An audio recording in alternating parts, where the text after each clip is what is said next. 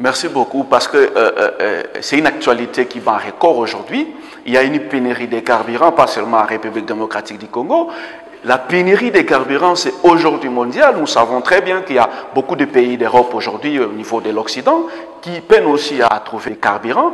Aujourd'hui, en RDC, nous essayons, à travers le ministère des Transports, de pouvoir accompagner le gouvernement.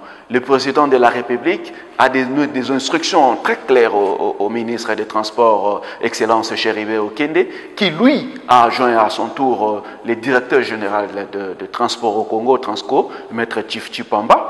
Donc le ministre des Transports lui a adjoint pour qu'il puisse mettre en application l'instruction du chef de l'État par rapport à ces moments de crise. Et cette instruction est relative justement à cette augmentation, n'est-ce pas, de bus Transco en circulation. Aujourd'hui, Transco utilise 160 bus pour toutes les lignes qu'il utilise au niveau de Kinshasa. Mais on veut ajouter, n'est-ce pas, 100 bus. On ajoute 100 bus qui vont sortir de leur zone de confort pour pouvoir faciliter le déplacement des Congolais. Vous savez qu'aujourd'hui, à travers cette pénurie des carburants, beaucoup de gens de mauvaise foi essayent aussi de rançonner leurs compatriotes parce qu'il y a des prix de transport aujourd'hui qui montent comme si on était dans un pays non à loi. Parce qu'aujourd'hui, il y a des gens qui augmentent les prix des transports comme s'ils n'avaient pas ce sens patriotique. Donc, c'est comme ça que la société Transco, comme c'est une société de l'État, met à la disposition des Congolais, et particulièrement les Quinois, il y a aujourd'hui une augmentation de 100 bus en circulation et ces bus circulent désormais 24 heures sur 24. Parce qu'aujourd'hui, il y a des gens qui sont bloqués en ville jusqu'à 23 heures parce qu'il n'y a pas de transport. Et ce sont ces bus aujourd'hui qui arrivent et qui augmente, n'est-ce pas, le nombre de bus qui étaient déjà pour faciliter ces transports-là. Et le ministre des Transports facilite aussi, accompagne le ministre des Hydrocarbures pour pouvoir soulager tant soit peu, n'est-ce pas, cette misère circonstancielle de transport aujourd'hui causée par la pénurie des carburants.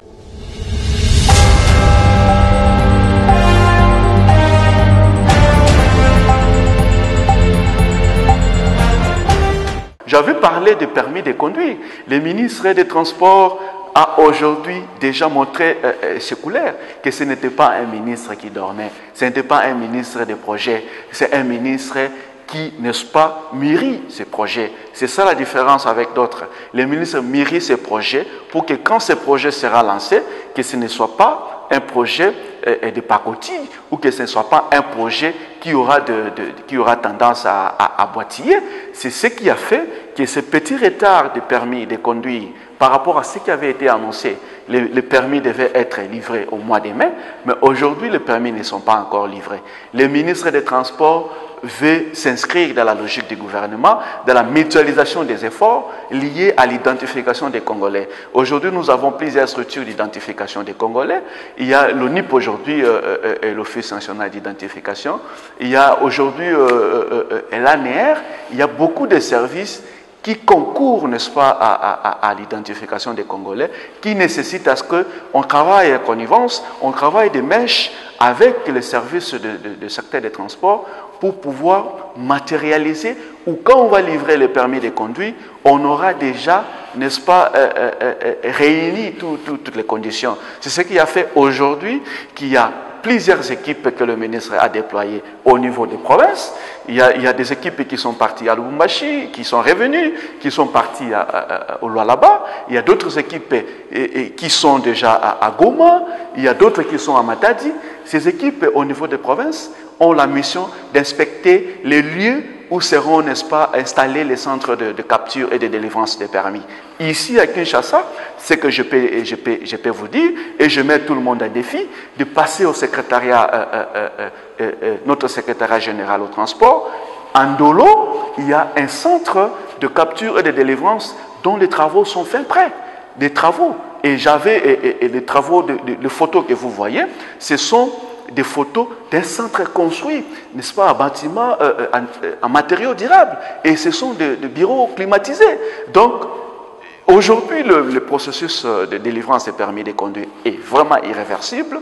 Et le ministre des Transports s'en appuie constamment pour pouvoir permettre à ce que quand on va délivrer les permis aux premiers citoyens de la ville, les chefs de l'État, mais aussi à son chauffeur, il ne faut pas oublier, et ce n'est un tabou pour personne, que même le chauffeur du chef de l'État n'a pas un permis de conduire, même lui-même, le ministre, n'a pas un permis de conduire. Donc c'est un fait que nous voulons, n'est-ce pas, résoudre à travers l'action que le ministre mène jour et nuit, à travers les travaux. Si vous allez à Météo aujourd'hui, les travaux de construction des centres de capture et de délivrance de permis vont bon train. Et je pense que ce n'est plus une question de mois, c'est une question de jours ou des heures pour qu'enfin, finalement, nous puissions être dotés, et tous les requérants soient dotés de leur permis de conduire biométrique avec puce électronique. Et ce sera un permis de conduire international. Parce que les anciens permis que nous avions avant, ces permis-là que nous avons jusqu'à aujourd'hui, bien que ce sont des permis expirés, on ne peut pas conduire avec ces permis en dehors du pays, ce qui n'était pas normal. Et on veut résoudre un problème à travers un nouveau permis de conduire international. Et parce que c'est international, à la limite de notre souffrance et patience, nous aurons un permis qui va résoudre ce problème et ça va nous permettre à ce que nous puissions partout conduire, même au niveau des États-Unis, en France ou ailleurs, qu'on conduise avec nos permis de conduire délivrés ici en République démocratique du Congo.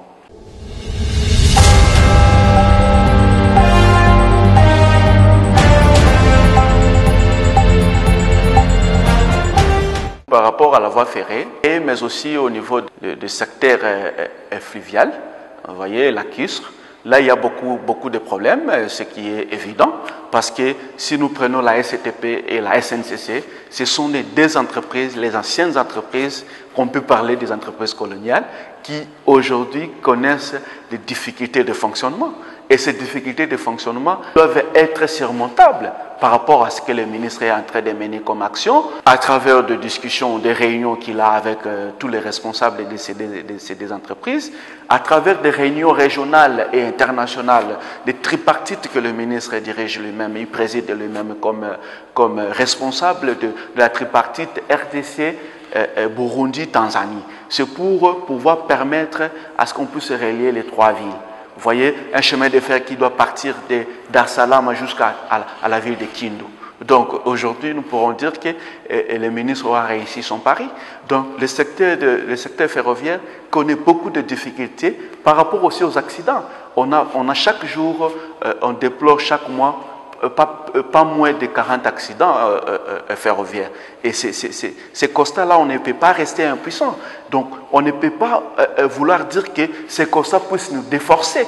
Donc, le ministre des Transports, Chéribé Okende, prend des mesures substantielles, prend des mesures draconiennes pour pouvoir relever les défis dans ce secteur qui a été dans un état vraiment délabreux. Donc, je pourrais dire aujourd'hui que le ministre des Transports veille, il veille comme un père de famille, à ce que tous les secteurs, n'est-ce pas, de transport connaissent, n'est-ce pas, des mouvements de changement et que ce secteur de transport puisse, n'est-ce pas, évoluer. Parce que le secteur de transport, c'est le poumon, c'est le pin dorsal du développement de tout un État. C'est comme ça que le ministre des Transports, à travers son plan stratégique de désenclavement, qui prévoit, n'est-ce pas, la réhabilitation de plusieurs lignes de chemin de fer, ce secteur de transport aussi est en train de faire à ce que, à travers le plan de désenclavement, on ait la réhabilitation des infrastructures aéroportuaires. Le ministre a prévu 3 aéroports, la réhabilitation ou la modernisation des 3 aéroports dans chaque chef-lieu des provinces. Ce qui fera 78 aéroports. D'autres personnes diront que le ministre rêve. Mais dans un pays normal comme la RDC, pour des grandes personnalités comme le ministre des Transports, Chéribé Okende, il ne peut que rêver à la hauteur de son pays, il ne peut que rêver à la hauteur de son État, qui est la République démocratique du Congo, une vaste république au sein de l'Afrique, qui, si seulement nous nous développons, c'est toute l'Afrique qui sera développée. Et le ministre l'a compris, et il faut laisser au ministre ses droits de pouvoir rêver grand, parce qu'il est dans un pays grand, et que les enjeux sont aussi à la taille de ce que nous pouvons réfléchir comme politique publique.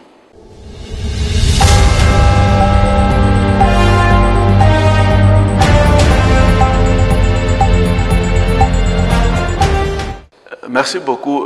Ce que la population peut espérer, aujourd'hui déjà, les ministres résout un problème. à travers la mise en circulation de 100 nouveaux bus, 100 autres bus de Transco, parce qu'il y en avait 160. Et aujourd'hui, le ministre qui a été instruit par les chefs de l'État, il a enjoint aussi les DG de Transco, la population voit le bus circuler.